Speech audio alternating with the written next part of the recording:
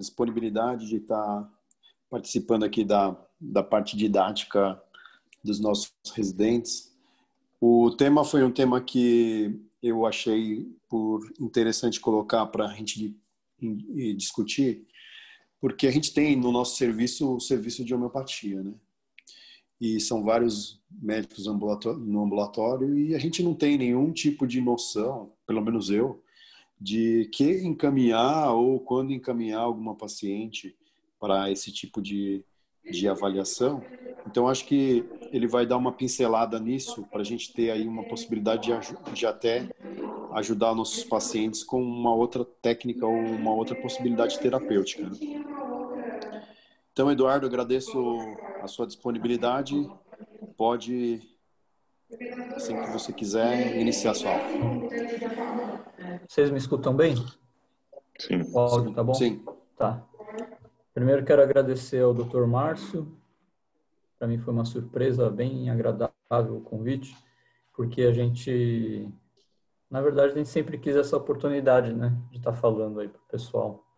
Então, quero agradecer bastante em nome de nós três aí, né, os homeopatas do ambulatório.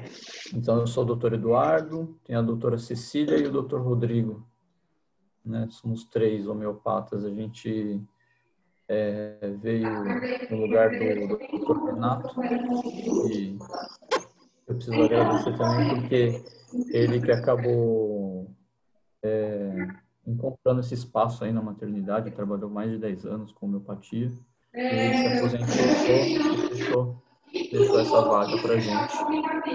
Eu quero agradecer o Luiz Felipe por estar coordenando tudo, fez o link, tudo. Então vamos começar. O que eu bolei? Eu bolei uma apresentação. Eu vou falar mais sobre... Não vou falar muito da parte técnica, porque acho que não convém.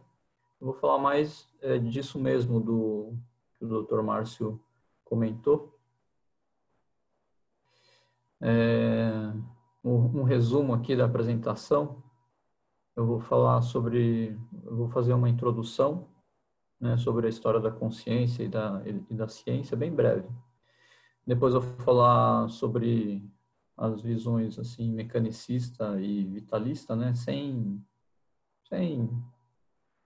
um radicalismo de falar qual está certo, porque eu acho que as duas coisas existem, a gente já falou sobre isso. Acho que uma acaba complementando a outra, né? A gente não precisa ficar nesse embate, que eu acho que não é produtivo. Depois eu vou falar brevemente também sobre os princípios homeopáticos. Acho que eu vou demorar um pouco mais nisso daqui, para vocês entenderem um pouquinho sobre homeopatia, quem já não entende, na verdade, né? E vou dar alguns exemplos em GO, depois vou fazer uma conclusão. Então, aqui na introdução, eu quero falar sobre... Vai ser mais um tema de filosofia, mas é para a gente parar para pensar um pouco. Então, sobre a consciência, sobre ordem e organização, história da ciência e os paradigmas, né? Então, na mitologia grega, a gente tem o Prometeu, que, entre aspas, na verdade, eram dois irmãos gêmeos, né? Então, o Epimeteu e o Prometeu. O Epimeteu ele foi responsabilizado aí pelos deuses para dividir as virtudes naturais aí para os animais, né? Então, garras, dentes, etc. E agilidade, força. E aí, quando eles se deram conta que as virtudes tinham acabado, o Prometeu resolveu pegar o que era divino, uma coisa divina, né? Que ele representa aqui o fogo, na verdade é um símbolo da razão, né? Da consciência, e entregar aos humanos, né? E por isso ele foi castigado, fica lá preso, né? Nesse local, e uma águia. Tudo um símbolo, né? Na mitologia, e aí disse, né? Tem várias maneiras de interpretar, mas uma que eu gosto é que, na verdade, a gente saindo da parte animal indo para o hominal, a gente ainda tem que vencer aí alguns desejos, instintos, etc. Então, o fígado representaria isso, né? Então, Prometeu, o castigo dele foi ter que lidar aí com esses desejos humanos. E quem salva o Prometeu é o Hércules. Então, aqueles 12 trabalhos de Hércules, ele representa aí simbolicamente esse esforço humano no sentido de vencer os instintos, dessa parte mais instintiva, animal, e atingir uma evolução, né? Em termos éticos, estéticos, enfim. Então, tem aqui os 12 trabalhos, que seria esse caminho para cada ser humano. Na verdade, as mitologias, a nórdica, a celta e etc., romana, grega, elas meio que dão um ideal, né, do que cada povo almeja, então, são os valores, né, de cada povo vão formando aí os povos.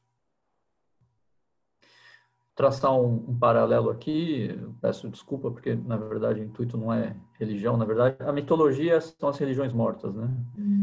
Então, não sei se tem algum cristão, então peço desculpa de antemão, mas tem a ver um pouquinho aqui com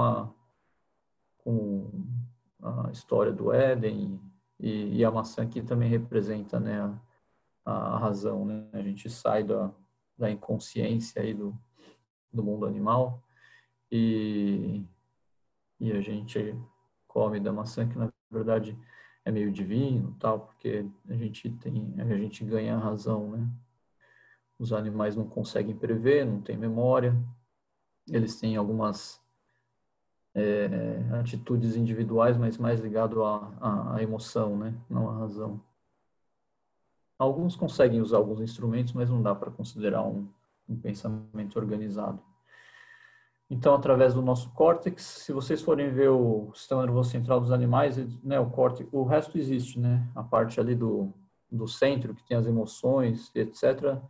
E sistema autônomo, tudo é bem parecido. O que diferencia o ser humano é o córtex, e por isso que a gente tem aí a memória, consegue prever, raciocinar. Então, essa parte da introdução é sobre a razão, o que diferencia a gente tem um corpo de animal, né, mas tem esse diferencial aí que a gente consegue pensar. E a gente usa o pensamento para criar ordem, né? A palavra ordem vem do latim ordo, ordinis, fileira, ordem, arranjo. É para a gente, por exemplo, se a gente pegar uma estante aí de livros, se não tiver a mínima ordem, a gente vai ter dificuldade de encontrar, né? E a gente vem criando ordens aí, e a gente vai falar sobre organização agora. Então, a gente tem organizado através aí eu não sei se acho que a maioria já leu, tem um livro do Harari, que é sobre... o livro fala sobre por que o Homo sapiens conseguiu uma adaptação melhor à Terra do que o Neandertal, né? O Neandertal era mais forte, mais ágil, enfim, ele estava mais adaptado fisicamente. Mas o Homo sapiens, ele tinha essa característica gregária, ele conseguia planejar e influenciar os outros, né? Criar uma organização, né? Então, por isso que ele acabou aí pela seleção natural sobrevivendo, em detrimento dos hominídeos que eram fisicamente mais adaptados, né? Então, a organização vem do latim organizar e organum, e tem vários significados, mas se a gente for pegar um significado principal, ele é um instrumento, pode ser até um instrumento musical, que é antecessor do órgão, mas é um instrumento de conhecimento também, né? Então, é um conjunto de princípios que para uso em uma investigação filosófica ou científica. E eu queria deixar assim esse ponto de interrogação, porque a gente tem caminhado muito para o mecanicismo, que eu acho que é um dos lados da moeda, que é muito relevante, a gente não pode ignorar, senão a gente fica ciclando do material para o, né, que a gente chama aí de vitalismo, mecanicismo, a gente fica ciclando e a gente não chega num caminho do meio, que não é o caminho em cima do muro, né? É um caminho que enxerga as duas pontas, né? Eu imagino que seja mais completo, né? Ao invés de a gente ficar nesse debate improdutivo, que nem eu já falei. Então, vamos falar brevemente aqui sobre a história da ciência, paradigmas. O Rubem Alves é um psiquiatra brasileiro, tem vários livros. Então, ele tem um livro que chama Filosofia da Ciência, Introdução ao Jogo e Suas Regras, e o Thomas Kuhn, ele fez vários livros, ele fez vários estudos, né, sobre história da ciência, e tem um deles aqui, a estrutura das revoluções científicas. Vou falar brevemente sobre os dois. Então, já falamos da introdução, né, do que o homem tem a consciência, pode pensar, tem a memória, e a gente organiza, né, usa o pensamento para organizar, né, então a gente, aí através da ciência, como é que a gente tem feito? Uma breve história aí da ciência, como a gente tem evoluído com essa crítica, né, de não polarizar, né. Então, o que o Rubem Alves fala? Ele fala que todo mito é perigoso porque induz o comportamento e inibe o pensamento. Então, geral, o que os psicólogos costumam dizer, pode ser um conceito errado da minha parte, mas o que eu entendo, né, é que toda vez que a gente se encontra numa situação que é coletiva, né, porque a gente faz parte aí da raça humana, se a gente não consegue resolver, muitas vezes a gente precisa do mito, porque o mito tem esse padrão de comportamento, né? Uma coisa um pouquinho mais, menos razão, né? Então é isso que o Rubem Alves está falando. Às vezes a gente até sonha, né? Tem o inconsciente coletivo que o Jung fala. Então é isso que o Rubem Alves está falando. Ó, todo mito é perigoso, porque induz o comportamento e inibe o pensamento. Ele é necessário, tá? Às vezes a gente precisa disso, apesar de ser uma forma rudimentar, menos evoluída, às vezes a gente precisa disso para conseguir compensar aí algumas coisas que vão para o inconsciente. Esse é um dos resultados engraçados e trágicos da ciência. Se existe uma classe especializada em pensar de maneira correta, os cientistas, os outros indivíduos são liberados da obrigação de pensar e podem simplesmente fazer o que os outros cientistas mandam. Ele está criticando, né? Ele fala que, na verdade, o cientista aqui virou um mito, né? Então, se o cientista, ele vai complementar aqui. Ó. Economistas tomam decisões e temos que obedecer. Então, o governo vai lá e baixa a taxa Selic, todo mundo fica, né, à mercê disso, enfim, política monetária, a gente fica bem à mercê. Isso na parte econômica, né? O engenheiro e urbanista dizem como devem ser nossas cidades e assim acontece. Então, por exemplo, em São Paulo, o sistema rodoviário aí o sistema de ruas e etc.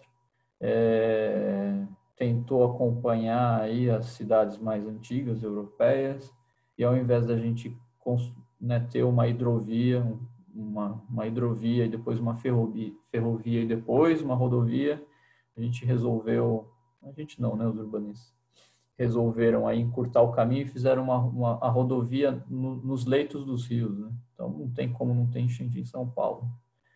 A gente fica à mercê aí toda vez que chove a gente fica com medo de pegar um alagamento, porque a água escoa para o lugar, né, onde tinha o rio. Enfim, canalizaram, mas o relevo não mudou.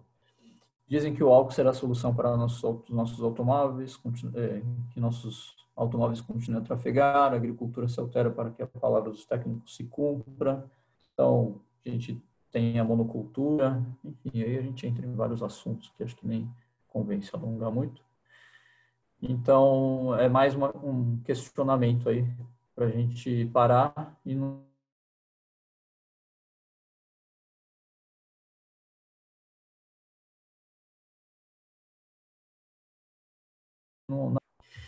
E o Thomas Kuhn, ele fala sobre os paradigmas, né? Ele fala que a ciência, ela evolui e dessa maneira, né? Tem uma época que tem uma grande descoberta e aí isso ele chama essa época de ciência normal. Então, a ciência acaba se desenvolvendo pela criação, abandono de outros paradigmas e modelos, né? E acaba tendo esse modelo que é consensual, tem grandes descobertas em torno desse modelo, e aí, com o tempo, vem algumas anomalias que não conseguem ser explicadas, né? Que são esses momentos de crise. E isso leva a uma revolução científica, e aí surge um novo paradigma. É mais ou menos o que o Piaget ele descreve aí no desenvolvimento do indivíduo, né, criança, etc. Então ele fala, tem uma estrutura, aí aparece um problema, e aquela estrutura não é mais suficiente, né? Essa estrutura mental não é mais suficiente, ele vai ter que fazer como se estivesse se alimentando, né? Ele ingere, desestrutura, coloca essas coisas novas, esses questionamentos e etc. E as soluções novas dentro de uma estrutura mais equilibrada, e aí isso vai num contínuo aí para cada vez a gente ir aprendendo mais, né? Da mesma maneira, a gente sabe, né? Da mesma maneira que acontece no indivíduo, costuma acontecer na coletividade, porque a coletividade ela é constituída de indivíduos, né? E aí na medicina, então, partindo agora, né, mais para medicina mesmo, para falar aí do mecanicismo e do vitalismo, a questão que eu quero deixar em primeiro lugar, né, o Hipócrates que começou aí o pai, né, da medicina, a gente usa o juramento dele até hoje, quando a gente se forma, tem o Corpus Hipocráticos e ele organizou, né, foi o primeiro a organizar aí nas tábuas votivas, as observações, né? E ele era vitalista, para ele espírito e corpo, né, eram só, e ele utilizava as duas leis de cura. Ele não usava uma só, ele usava a cura pelos contrários e pelos semelhantes. A cura pelos contrários, ela segue mais o raciocínio mecânico. Então, se existe uma coisa, simplificando, né? Se existe uma coisa, eu vou fazer alguma coisa contra aquilo para haver o equilíbrio. E o semelhante, ele usa o fato do ser vivo. Ele tem um mecanismo de defesa, então ele faz de uma maneira sutil um estímulo semelhante e espera que o indivíduo faça o contrário, que o ser vivo faça o contrário, né? Então, ele induz a melhora por esse mecanismo aí de ação e reação, né? Que até a matéria tem, né? A gente já sabe lá pelas leis da física. Então, mecanismos, mas são dois lados da mesma moeda, tá? Então, não adianta a gente falar que só dá para ser só mecanicista e só vitalista, né?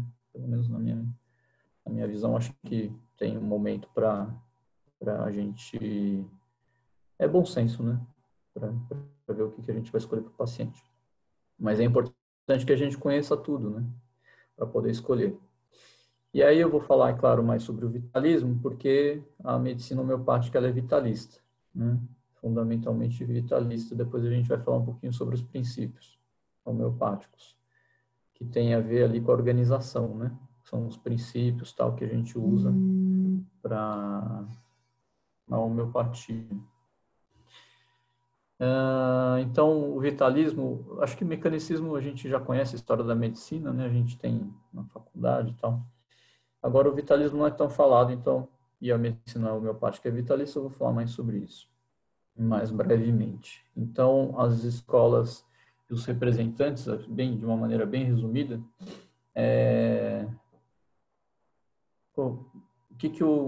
para que serve o vitalismo, né? E o mecanismo ao mesmo tempo.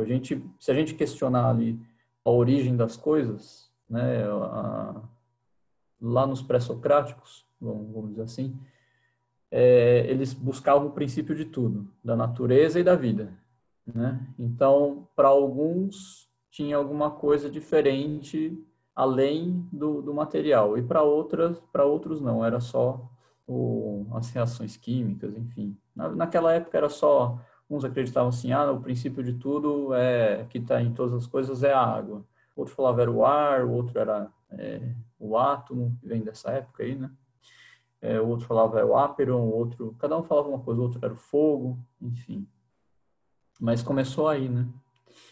E depois o Tomás de Aquino, na Idade Média, e tem o Anaxágoras, que é um pré-socrático, que vai falar aí que tudo, na verdade, o princípio de tudo é a razão.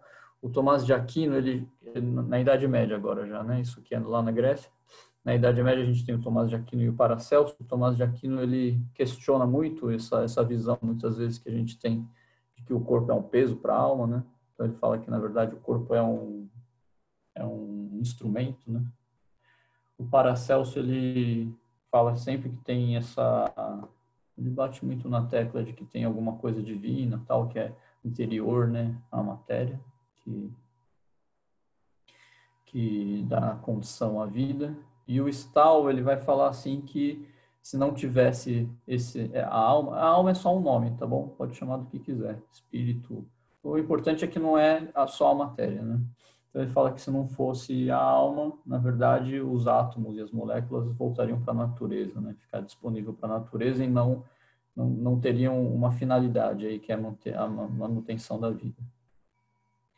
Na Faculdade de Medicina de Montpellier, na França, no século XVIII, os médicos, na verdade, vários médicos, né? Não só, mas eles eram vitalistas e eles pesquisaram bastante sobre sensibilidade, irritabilidade, como é que o ser vivo reage aí aos estímulos externos.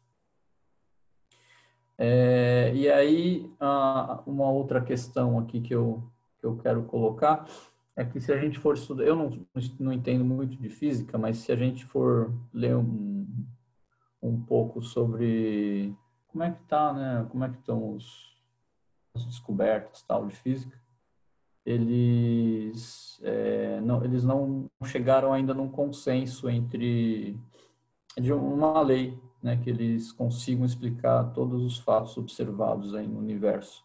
Então tem a teoria da relatividade do Einstein, mas tem a mecânica quântica, eles não conseguem explicar direito. O fato é que não existe uma solução de continuidade entre matéria e energia, o Einstein já provou isso matematicamente, mas quando você pega aquele acelerador de partículas e divide o átomo, quando as partículas elas são muito pequenas, algumas elas têm um comportamento como se fosse pulso de energia. Então ele reage como se fosse onda, né? E então fica a impressão assim que ele é meio matéria, meio energia, uma coisa meio esquisita, né? Para a gente conseguir imaginar, acho que é muito abstrato. Mas o fato é que parece que tipo tem uma partícula bem pequenininha e aí ela consegue, entre aspas, passar por dois buracos ao mesmo tempo, como se fosse naquela experiência que a gente pega uma barra e fica fazendo, que a gente tem, né, no ginásio, que na verdade agora é ensino médio, uma barra produzindo onda numa superfície de um espelho d'água, e aí deixam vários obstáculos e isso cria esse pulso de energia gerado consegue passar por dois buracos e eles formam um padrão novo, né, depois desses obstáculos, porque tem a soma ou a subtração ali dos vales e dos picos, né? Então as partículas elas acabam se comportando dessa maneira, que tem massa, mas se comporta como se fosse pulso de energia. Então, eu queria deixar esse questionamento porque, na verdade, se a gente for ver, a gente gera pulsos, né? Então, se for fazer um eletroencefalograma, tem ali as ondas, né? Alfa, delta, tal. Ciclo do sono, polissonografia. Se você for pegar um eletrocardiograma, a gente também gera pulsos, né? Tem onda P, QRS, T, enfim. E a gente é feito, né, claro, de matéria. Então, fica aí esse questionamento para a gente não enxergar as coisas só do lado material e também não só do lado espiritual ou da alma, ou que nome que quiser dar, né? Que seja aí alguma coisa além da matéria. Então, a homeopatia, ela se baseia em princípios, um livro importante aí da doutrina homeopática, até o autor, que foi o sistematizador da homeopatia, que chama Samuel Hahnemann, ele colocou o nome de órgão, né, remetendo aí ao Aristóteles, depois ao Francis Bacon, tal, mas são os princípios, né, é o significado da palavra esse, né. E aí a gente tem essas regras, vamos dizer assim, para dentro da medicina homeopática, né? É um paradigma diferente, né? Mas é só isso, não tem radicalismo, enfim. Depois, na conclusão, eu vou falar um pouquinho mais sobre isso. Então, o vitalismo a gente já falou, que é um dos princípios, né, sobre a origem da vida. E aí eu vou tentar contar como foi mais ou menos o raciocínio, de uma maneira bem grosseira, mas do sistematizador da homeopatia, para ele chegar a essa conclusão, né, de que pelo semelhante você também consegue aí a cura. Então, ele era tradutor, além de médico, né, ele era tradutor, sabia várias línguas, e aí ele constatou que numa matéria médica, depois eu vou falar que é uma matéria médica, vocês já sabem, né, na verdade, mas ele leu os sintomas que a quina, a casca a casca da quina produzia em indivíduos que não estavam doentes, e aí ele viu que os sintomas eram parecidos com o da malária, né? Então ele já traduzia vários textos e etc. Então ele já sabia lá do Hipócrates, já tinha lido também Paracelsus, porque o Paracelsus também fala sobre a lei dos semelhantes, de uma maneira um pouquinho enviesada, porque ele fala das leis das assinaturas, ele acha que o formato da planta vai curar o órgão, né? Que, enfim, ele faz um raciocínio um pouquinho enviesado. Mas ele chega à conclusão que experimentalmente uma substância que causa sintomas numa pessoa sã, essa substância, se utilizada de uma maneira correta, ela pode induzir por ação e reação, pode induzir o indivíduo aí à cura, né, a ele mesmo se curar pelo sistema imunológico. Então, o que ele faz? Tá bom, então vamos experimentar as substâncias para saber o que elas podem curar. Então, ele tem um método, né? Então, qual que é o método? Pegar vários indivíduos, porque esses indivíduos, cada um tem uma constituição diferente, né? Gênero, idade, enfim, hereditariedade, né? Tem todas essas, leva em consideração todas essas características, né?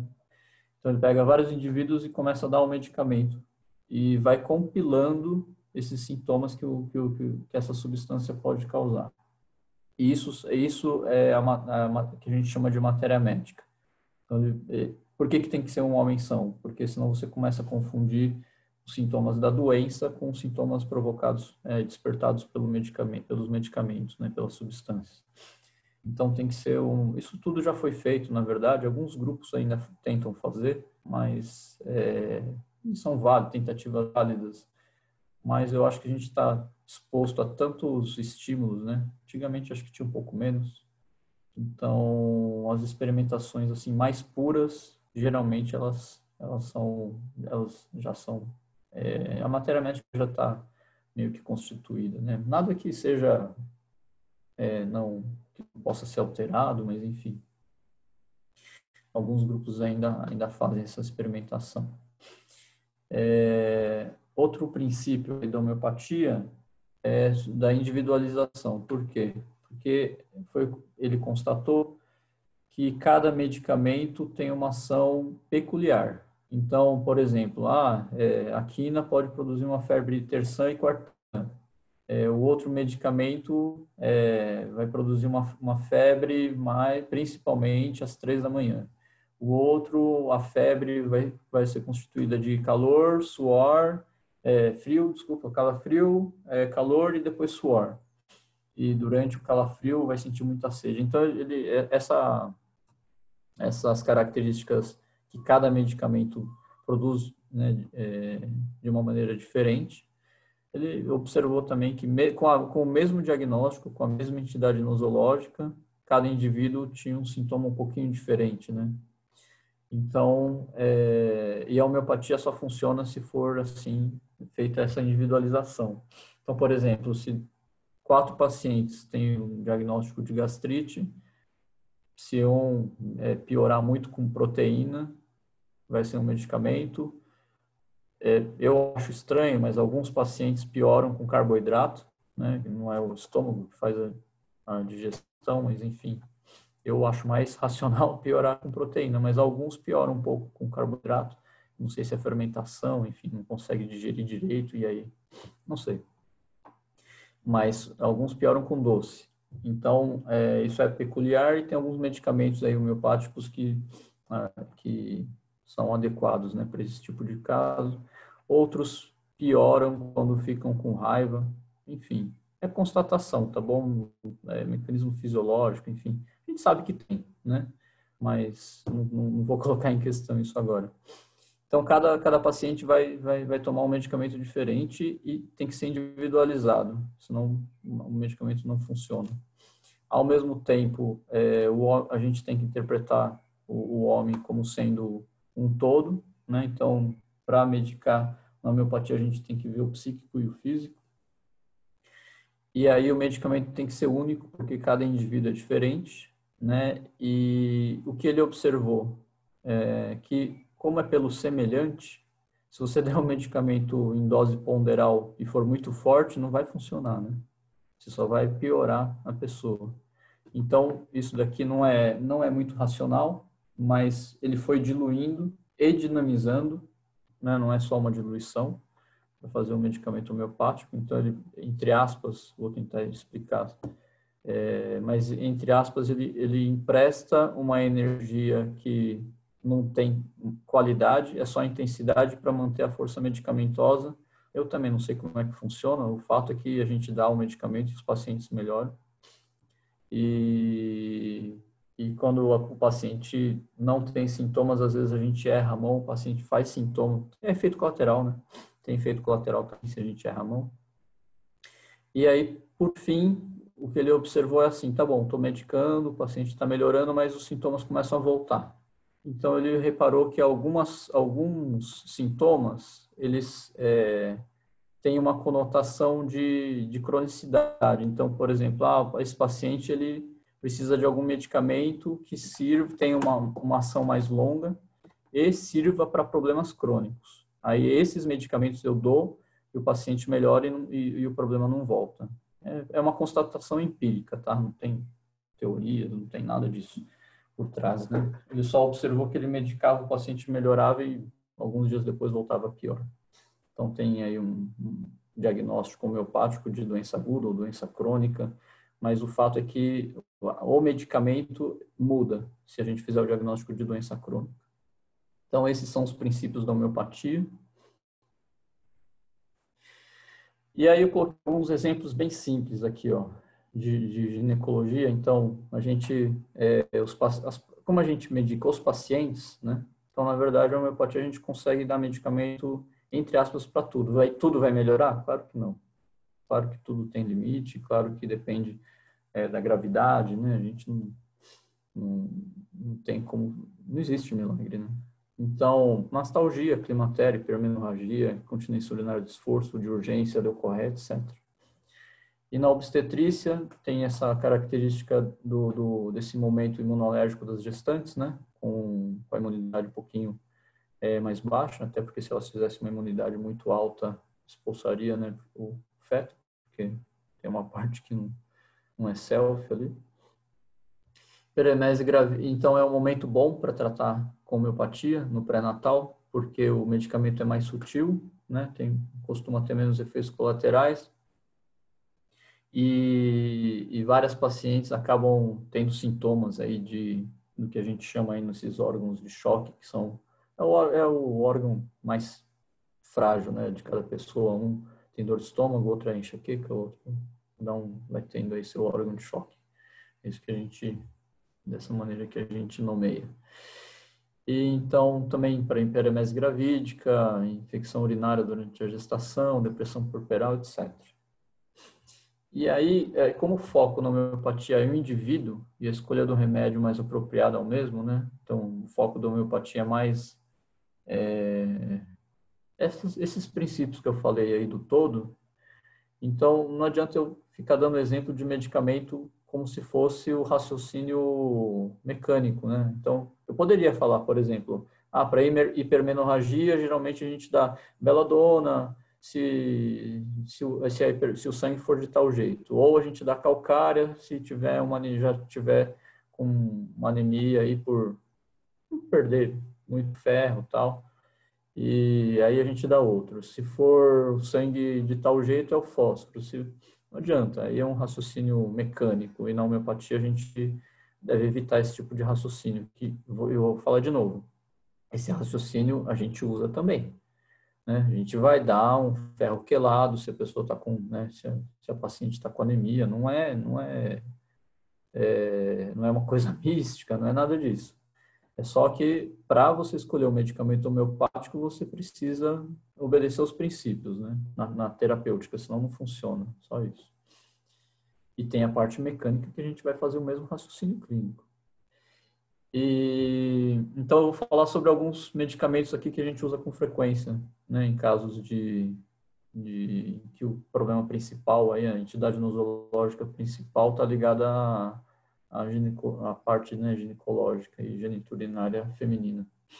Então, um medicamento que a gente usa muito é sépia, que vem lá do molusco. Então, o principal aqui da sépia é essa tristeza, quer ficar sozinha, mas tem medo de ficar sozinha, né? Vamos montar tipo uma caricatura, não é assim, não funciona desse jeito, mas é só para ilustrar, é só uma ilustração só. Então, quando fica ansiosa, aqui tem esses fogachos no rosto, né? Ela quer fazer uma coisa, mas acaba fazendo outra. Uma característica marcante da sépia é essa indiferença à família. E aí os pacientes vão chegando e a gente vai montando, entre aspas, esse quebra-cabeça. Não é julgamento, não é temperamento só, né? Não, que viagem, cada um tem um temperamento, você vai ficar medicando isso. Não é isso, a gente vai dar medicamento se tiver alterado, né? Não é querer que a pessoa atinja a luz, não é nada disso. Então, se a pessoa vem com uma depressão corporal ou se ela vem mesmo, não, eu sempre fui, tá tudo bem, mas eu estou muito cansado de cuidar do meu filho e aí agora eu não consigo nem olhar para ninguém da minha família, enfim, é alguma coisa que esteja alterada, né?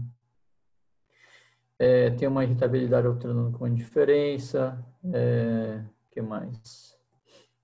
E aí, ó, nos órgãos sexuais femininos, ele é utilizado para mulheres com sintomas de prolapso uterino, né? Ó, dor no útero, como se estivesse empurrando para baixo, das costas para o abdômen, causa opressão na respiração, ela cruza as pernas para prevenir, né, a protrusão do útero. Mas tem essa sensibilidade ao toque da região genital, tem dispareunia. Geralmente, a menstruação da sépia, ela atrasa, enfim, para caso de síndrome do ovário policístico, às vezes a gente usa, depende de todos os outros sintomas, é claro, né? Tem essa disfunção aqui hormonal, essa metrorragia durante o período de climatério. Que mais? Tem uma leucorreia, a leucorreia importante da sépia, que é amarelada ou esverdeada, como pus, enfim. Tem, né, as leucorreias parecendo de... Tem que fazer o diagnóstico, né? É uma candidíase, é uma gardnerella, enfim. E durante a gestação tem essa tendência ao aborto, tem essa lóquia ofensiva, escoriante, mas para a hiperemese gravídica a gente usa bastante a sépia, se o resto está em se o psíquico, né, e o resto do físico também tá em acordo, né?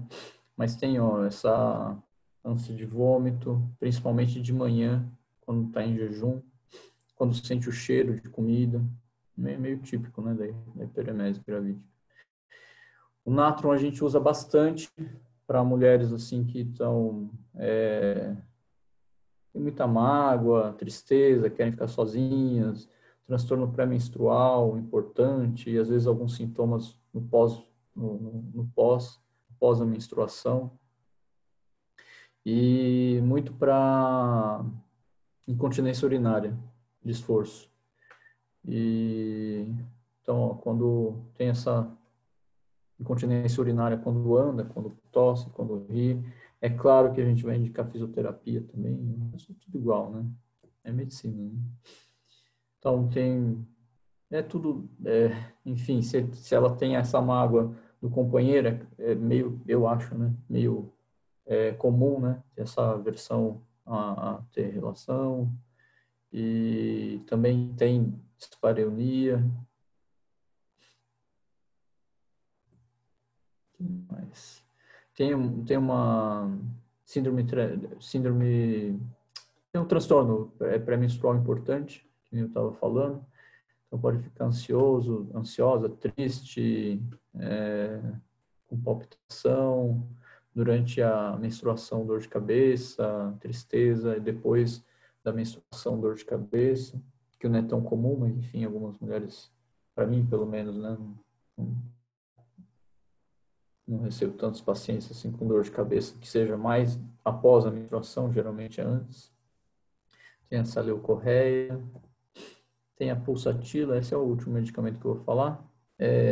Pulsatila geralmente serve mais para uma pessoa um pouquinho mais flegmática, um pouquinho mais passiva, ciumenta e, de novo, né, se estiver alterado, né, a gente vai ficar caçando pelo em ovo. E ela muda muito de humor e tem uma tendência também ao aborto, prolapso uterino, metrorragia, enfim. Essa parte técnica eu não sei se é tão interessante, mas os medicamentos têm algumas características, hein?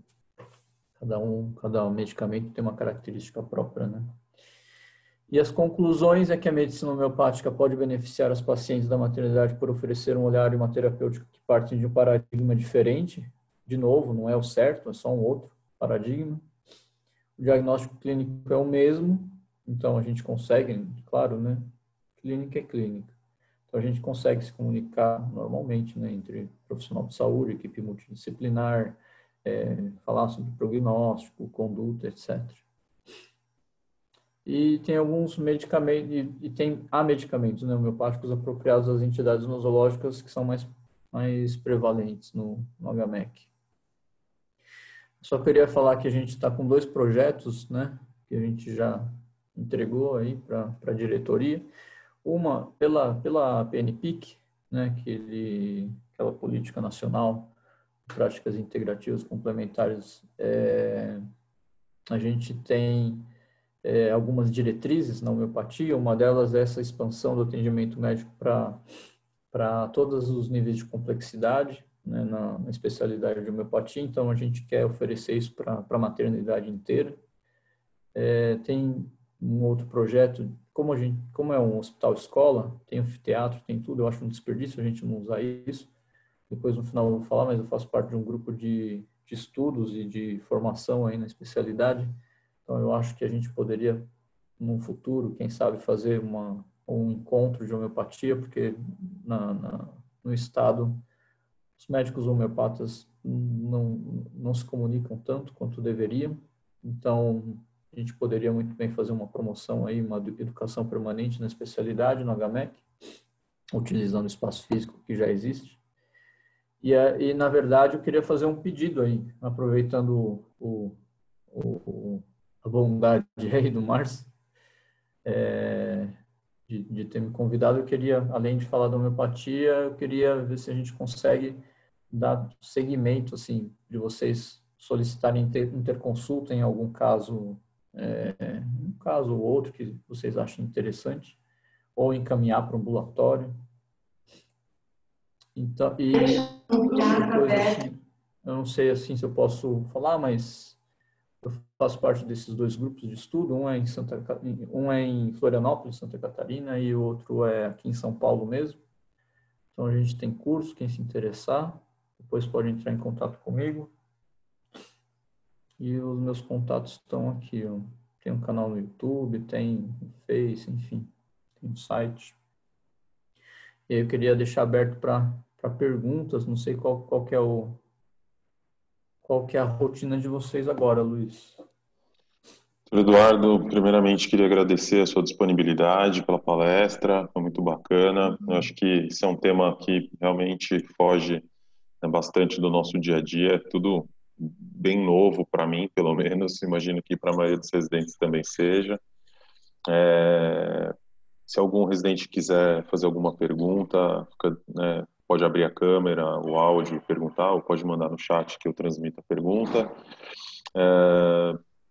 Em relação a essas questões acho que as portas estão abertas. Eu falo aqui em nome do Dr. Márcio, ele precisou sair da reunião, mas, né, o anfiteatro está à disposição. Sempre que o senhor quiser, é só a gente marcar Ah, e legal. podemos fazer uns outros eventos.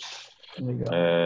Em relação a essa questão dos encaminhamentos, hoje eu sou responsável pela Coreme e vou incentivar assim que os residentes todos Ah, legal. usem esse canal e encaminhem as pacientes aí Obrigado. A gente para agradece. vocês todos, para o grupo da homeopatia.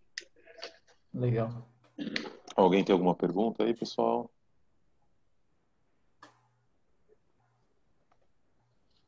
Bom, queria agradecer então mais uma vez, dizer que foi um prazer e a aula vai estar disponível então no YouTube para quem não pôde acompanhar para assistir depois e depois eu transmito o link para o senhor também, para o senhor poder usar. Ah, legal. Tá Legal. bom? Tá bom. Obrigado, doutor. Obrigado a Prazer. vocês. Bom Um dia. abraço. Tchau, tchau. Bom dia.